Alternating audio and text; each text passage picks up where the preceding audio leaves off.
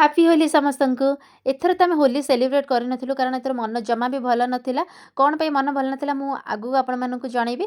କିନ୍ତୁ ଛୁଆମାନେ ତ ଯେମିତି ହେଲେ ସେଲିବ୍ରେଟ୍ କରିବେ, ତ ଛୁଆମାନଙ୍କ ପାଇଁ ହୋଲି, ପିଚକାଳି ଆଉ ମାସ୍କ ଏମିତି ବହୁତ କିଛି କିଣାକିଣି କରିକି ହୋଲି ପୂର୍ବଦିନ ନେଇଯାଇଥିଲୁ।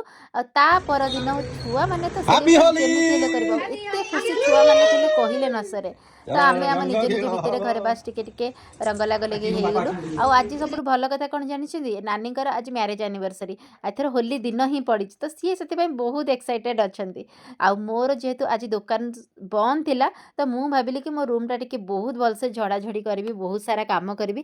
ଆଉ ହୋଲି ଭଳି ଏତେ ବଢ଼ିଆ ଦିନରେ ମଟନ୍ ଆଜି ଟିକେ ଆସିଥିଲା, ସମସ୍ତେ ମିଶିକି ବଢ଼ିଆ ସେ ମଟନ୍ ଟିକେ କରିଲୁ। ଆଉ ବିଶ୍ୱାସ କରନ୍ତୁନି ଏତେ ଟେଷ୍ଟି ଆଉ ଏତେ ଭଲ ମଟନ୍ ଥିଲା ନା, ମୁଁ ଭାବିଲି ମୁଁ ଫାଷ୍ଟ ଟାଇମ୍ ବୋଧେ ଏତେ ଭଲ ମଟନ୍ ଖାଉଛି। ପୁରା ପିଓର ଖାସି ଥିଲା, ବହୁତ ହି ଟେଷ୍ଟି ହେଇଥିଲା। ଖାଇବା ପିଇବା ସାରିକି ବାପ ଝିଅ ଶୋଇପଇଲେ। ମୁଁ ଚାଲିଲି ମୋର ଘର କାମ କରିବା। ଆଉ ଆମର ଏଠି ତ ନାନୀ ପୁରା ରେଡ଼ି ହେଇକି ଫଟୋ ଉଠେଇବା ପାଇଁ ପୁରା ରେଡ଼ି ସିଏ। ସନ୍ଧ୍ୟାବେଳେ ଆମେ ସମସ୍ତେ ବାହାରିଗଲୁ ଟିକେ ବୁଲାବୁଲି କରିବା ପାଇଁ। ଆମ ସହିତ ପୁଅ ପଳେଇ ଆସିଥିଲା। ଆମେ ଟିକେ ମଲ୍ ଆସିଥିଲୁ। ଆଉ ନାନୀ ହେରିକା ସେମାନେ ଚୁନୁକୁ ନେଇକି ଅଲଗା ଆଡ଼େ ବୁଲାବୁଲି କରିବା ପାଇଁ ଯାଇଥିଲେ। ତ ଏଠି ଟିକେ ଟାଇମ୍ ଜୋନ୍‌କୁ ଆସିଲେ ଛୁଆମାନେ ବହୁତ ସାରା ଖେଳାଖେଳି କଲେ। ଆଉ ହଁ, ଏ ଚକୋଲେଟ୍‌ଟା ବି ସେଥିରୁ ସେମାନେ ପାଇଥିଲେ ସେ ଗେମ୍‌ରୁ ଖେଳିକି। ଆଉ ଗଲାବେଳକୁ ଆମେ ନାନୀଙ୍କ ପାଇଁ ଗୋଟେ ଚକୋଲେଟ୍ ନେଇଗଲୁ। ଆଉ ଯେହେତୁ ଆଜି ମଟନ୍ ଲେଟ୍‌ରେ ଖିଆ ହେଇଥିଲା, କିଛି ବି ଖାଇବା ପାଇଁ ଇଚ୍ଛା ହେଲାନି। ବାସ୍ ଖାଲି ଗୋଟେ ସଫ୍ଟି ଖାଇକି କେକ୍ ଆସିଲା ବେଳକୁ ଆଣିଦେଲୁ। ଘରେ ବାସ୍ ହାଲକା ଫୁଲକା ସେଲିବ୍ରେଟ୍ କରିଦେଲୁ। ଆଉ ହଁ, ଆପଣମାନଙ୍କ ମନରେ ଆସୁଥିବ ବୋଉ କ'ଣ ପାଇଁ ଦେଖାଯାଉନାହାନ୍ତି?